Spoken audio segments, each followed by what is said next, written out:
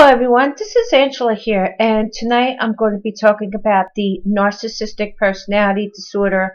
And tonight's topic is going to be the somatic narcissist and how to spot an obvious somatic narcissist when you're online dating.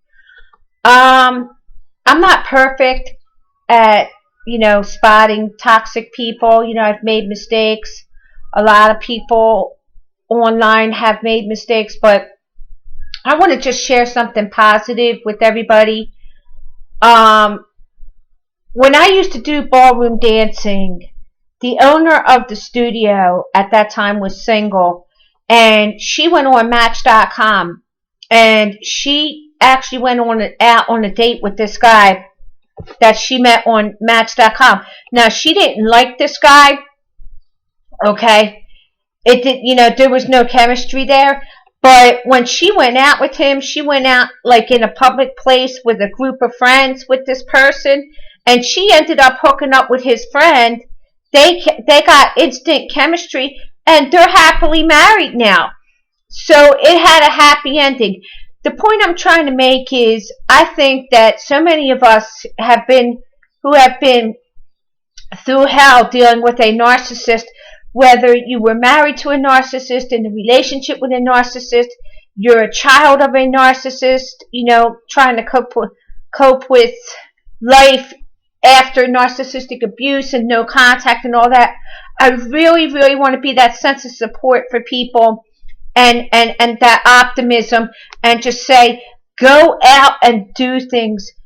Just if you're online dating, just go out, use common sense, meet in a public place, listen, ask a lot of questions of the person. Do more listening than you do talking, because the more you listen, the more you can spot toxic behavior, okay? But this video is specifically geared to talking about how to look at someone's profile online and pass them over, because more than most likely they are a somatic narcissist. Okay, so here's the red flags. I belong to a free online dating site. There's quite a few of them out there, but two of the big ones are Plenty of Fish and OkCupid. And the downside to the free dating sites is they're going to attract a lot of narcissists, because hey, narcissist is the, eternal mooch, okay? Anything that they can get for free so that they can be predators, they will do. So here's the thing.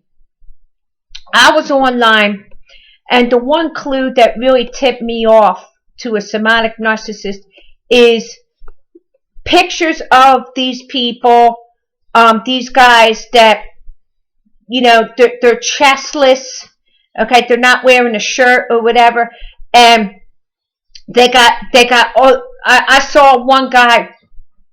He had all his pictures were of himself at the gym, and then read the profiles, okay? That's another thing.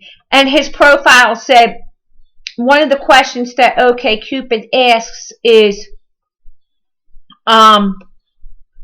what is the first thing that people notice about you? And this person said that the first thing that somebody notices about him is the fact that he goes to the gym, and they notice his sunglasses.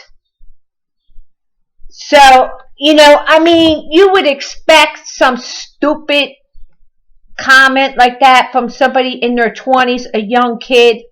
But when you're in your 40s and you're middle-aged and you're beyond that mentality of looks, I'm hot thing, that's a red flag of a somatic narcissist, okay? And another red flag, somebody else, I decided to poke fun at one that I caught on OkCupid, a different one. And this man, I poked fun at him. I sent him a message. I said, I read some of these profiles and I just laugh. And he was like, well, I'm glad you think that I'm so amusing. And, you know, I just kind of talked a little, you know, not really saying anything of substance, but he was, you know, he showed interest in me, and he said, oh, you know, do you have any pictures of you? You know, and I have 2 pictures on that website of me. You know, one is a little bit grainy, but you could, because it was taken from it looks a little blurred, a little grainy. But the other picture was a full-bodied picture, okay? And it showed exactly what I look like, and that wasn't good enough for him. He was looking for more pictures. So if they're online and they're asking for pictures of you, and you know, because they want to get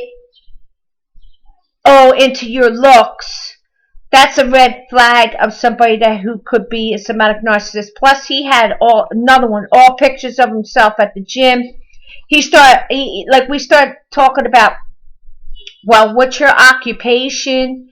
And you know, I told him that I was a legal assistant, and you know, whatever. And then he tells me this crazy ass story that he's some type of flight aviator for the Israeli Airlines, and he's living in the U.S. I'm like, what the hell?